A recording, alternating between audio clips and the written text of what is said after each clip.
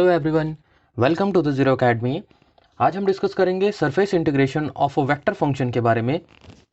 हमने vector calculus के अंतर्गत कर्ल डाइवर्जेंस देखा। हमने देखा कि डेल ऑपरेटर किस तरीके से काम करता है। हमने देखा कि लाइन इंटीग्रेशन किस तरीके से किया जाता है किसी वेक्टर फंक्शन का। आज हम डिस्कस करेंगे सरफेस इंटीग्रेशन कैसे किया जाता है किसी भी वेक्टर फंक्शन का।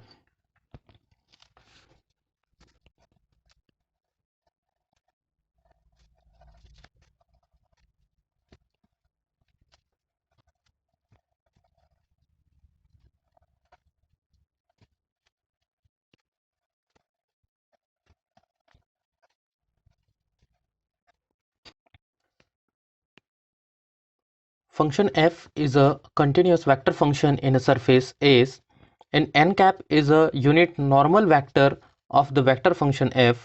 Then surface integral is given by double integration in the surface S vector function f dot ds, और इसको हम लिखते हैं this much equals to double integration in the surface S vector function f, और इसके साथ हम प्रोडक्ट ले लेते हैं n कैप ds का। तो इस तरीके से दिया जाता है या किया जाता है surface integration of any vector function. हमने कहा कि कोई function f continuous vector function है किसी सरफेस पर।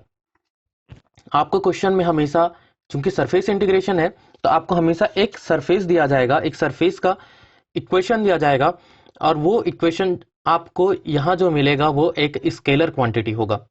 आपको इस जो सरफेस एस की मैं बात कर रहा हूँ, इसका एक इक्वेशन दिया जाएगा जो कि एक स्केलर क्वांटिटी होगा,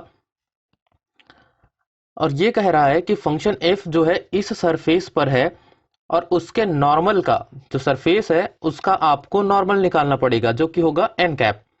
अब ये नॉर्मल मतलब डायरेक्शन की बात कर रहा है, और डायरेक्शन कैसे निकालते हैं?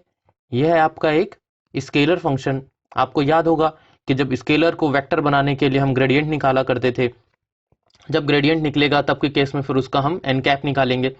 तो इस तरीके से जब n कैप निकलता है उसके बाद हमें उसका इंटीग्रेशन करना होता है। तो ये तो हो गया डायरेक्ट तरीके से कि सरफेस इंटीग्रेशन का फॉर्मूला क्या होगा। अब हमें ये चेक करना है कि ये n कैप कैसे निकलेगा, ये जो ds लिखा हुआ है इसका वैल्यू कहां से निकलेगा, तो वो देखते हैं।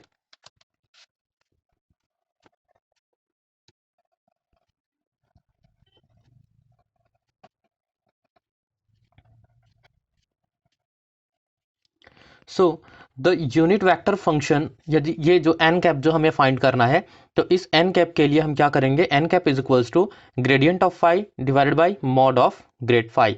मैंने आपको बताया कि फाई क्या है। फाई एक स्केलर फंक्शन है। हमेशा आपको क्वेश्चन में फाई एक स्केलर फंक्शन देगा। स्केलर फंक्शन होने के कारण इसको हमने वेक्टर बनाने के लिए हमने इसका ग्रेडियंट निकाला। उसके बाद जो ग्रेडियंट निकलेगा तो ये वेक्टर बन जाएगा। उसका हमें यदि डायरेक्शन चाहिए तो हम क्या करेंगे, उस केस में उसके मैग्नीट्यूड को डिवाइड कर देंगे। तो ये तरीका जो आप पहले ही कवर कर चुके हो, ये हो गया हमारा एन कैप के लिए। अब हमारा सेकंड चीज क्या बच गया, डीएस।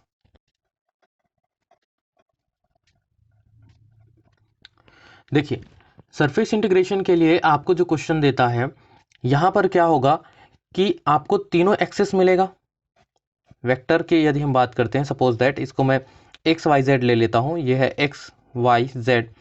तो क्वेश्चन जो होगा वो तीनों एक्सिस में होगा। आपका जो वेक्टर फंक्शन का जो कंडीशन जो दिया जाएगा वो तो आपके तीनों एक्सिस में होगा, एक्स एक्सिस, वाई एक्सिस और जेड एक्सिस में। अब उस केस में भी यदि हमें डीएस निकालना है तो हम क्या कर रहे हैं, सरफेस इंटीग्रेशन कर रहे हैं। और सरफेस की बात करते हैं तो केवल दो एक्सिस ही काम आता है, मतलब या तो एक्स वाई काम आएगा या तो वाई जेड या जेड एक्स। डीएस मतलब यहाँ पे दो एक्सिस से ही हमें काम लेना पड़ेगा, तीन एक्सिस का नहीं। लेकिन क्वेश्चन हमारा तीन एक्सिस का होगा, तो हमें करना ये रहता है कि जो प्लेन आपको जो दिया गया है, जो सरफेस आपको जो दिया जाएगा, ये जो फाई जो दिया जाता है, उसे हम प्रोजेक्ट करते हैं किसी एक सतह पर, किसी एक प्लेन पर। अब प्रोजेक्शन की बात करते हैं तो प्रोजेक्शन क्या होता है? प्रोजेक्शन कहने का सिंपल सा मतलब ये है, सपोज दैट हमारे पास एक ये 3D है, हम बात करते हैं तो ये क्या है, एक ज्योमेट्री की बात करें तो जिसमें क्या हमारे पास लंबाई है, चौड़ाई है और ऊंचाई है। 3 एक्सिस यहाँ पे काम कर रहे हैं। इसका मतलब क्या है, ये एक 3D है, तीनों एक्सिस है यहाँ पे एक्स वाई जेड। लेकिन इस ऑब्जेक्ट को यदि हम प्रोजेक्ट करें किसी प्लेन पे, मान लीजिए ये जो नीचे वाला जो प्लेन दिख रहा है उसमें यदि हम प्रोजेक्ट करते हैं, सिंपल सा मतलब है कि आप यदि इसमें लाइट डालते हो किसी भी एंगल से, तो जो उस प्लेन पर उसके पीछे के पर्दे पे जैसा उसका इमेज बनेगा वो उसका प्रोजेक्शन कहलाएगा। मतलब मान लो ये है तो 3D, लेकिन मान लो मैं इसको सीधा सीधा रखता हूं, तो इस केस में यदि आप ऊपर से देखेंगे तो आपको ये केवल एक रेक्टेंगल की तरह दिखेगा, एक आयत की तरह दिखेगा। मतलब हम क्या कह सकते हैं, ये इसका प्रोजेक्शन है इस सतह पर। ठीक बात है। तो जो 3D ऑब्जेक्ट जो था वो अब आपको क्या दिखेगा, 2D ऑब्जेक्ट दिखाई देगा। तो उसी तरीके से हम करते क्या है कि आपको जो भी यहाँ पर सरफेस दिया जाएगा उसको हम किसी एक प्लेन में प्रोजेक्ट करते हैं। ये हमारी मर्जी है, इस बात को अच्छे से समझिए, ये हमारी मर्जी है कि हम किस प्लेन में प्रोजेक्ट कर रहे हैं। क्वेश्चन आपको ये कभी नहीं कहता कि आप एक्स वाई में प्रोजेक्ट कीजिए या वाई जेड में कीजिए। अगर कहा तब तो वैसे ही करना पड़ेगा, अगर नहीं कहता है, क्वेश्चन कुछ भी मेंशन नहीं करता, तो आप किसी भी प्लेन में इसका प्रोजेक्शन ले सकते हैं। यदि हम प्रोजेक्शन को एक वाई जेड प्लेन पे लेते हैं, तब ds का जो वैल्यू होगा वो कुछ इस तरीके से निकलेगा, ds इज इक्वल्स टू, चूंकि एक्स वाई प्लेन है इसलिए dx dy divided by n cap dot, चूंकि यहाँ पे x और y वाला है z वाला नहीं है, तो यहाँ पे आता है k, जो k कैप होगा वो यहाँ पे मल्टीप्लाई होता है और इनका हम कर देते हैं मॉड।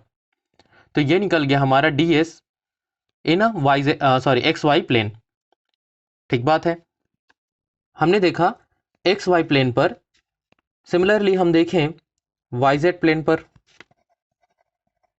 यदि हम वाई जेड प्लेन की बात करें तो ds इज इक्वल्स टू हो जाएगा dy dz, जो प्लेन की बात करेंगे उन दोनों का डिफरेंशियल लेंगे, डिवाइडेड बाई n कैप हमेशा होगा आपका, और जो यहाँ पे वाई जेड है तो x वाला नहीं है, तो x का डायरेक्शन हम i से रिप्रेजेंट करते हैं, इसका मॉड। उसी तरीके से यदि हम zx प्लेन की बात करें तब ds इज इक्वल्स टू हो जाएगा dx dz या dz dx, आप इसको आगे पीछे लिख सकते हैं, डिवाइडेड बाई n कैप, इसमें y वाला नहीं है तो y के लिए हम क्या यूनिट वेक्टर लेते हैं, j को, और उसका हम कर देंगे मॉड। तो ये तो तरीका था हमारा ds फाइंड करने का। मीन्स एक क्वेश्चन के लिए आपको क्या क्या चाहिए था, एक फंक्शन चाहिए था यहाँ पर, तो फंक्शन आपको तो क्वेश्चन में दिया होगा, n कैप कैसे निकालते हैं यह बात हमें समझ में आ गया, और उसके बाद रह गया था हमारा ds, और ये ds निकालने के जो तरीके मैंने आपको बताया। आपकी मर्जी, आप किसी भी प्लेन में लो।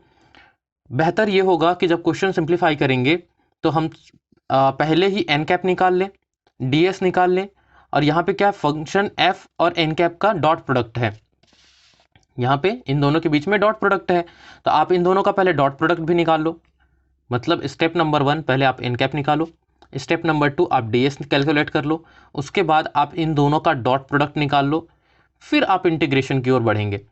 जब इंटीग्रेशन करेंगे तो यहाँ पे जो हमारा टास्क रह जाता है इसका लिमिट निकालने का, क्योंकि ये डबल इंटीग्रेशन है आपको दिखाई दे रहा है, तो यहाँ पर जो टास्क होता है वो है लिमिट फाइंड करने का, और जैसे ही आप लिमिट फाइंड करते हो आपका बाकी का इंटीग्रेशन बेसिक होता है, आप जानते हो, और उस तरीके से आप इसका इंटीग्रेशन कर सकते हो।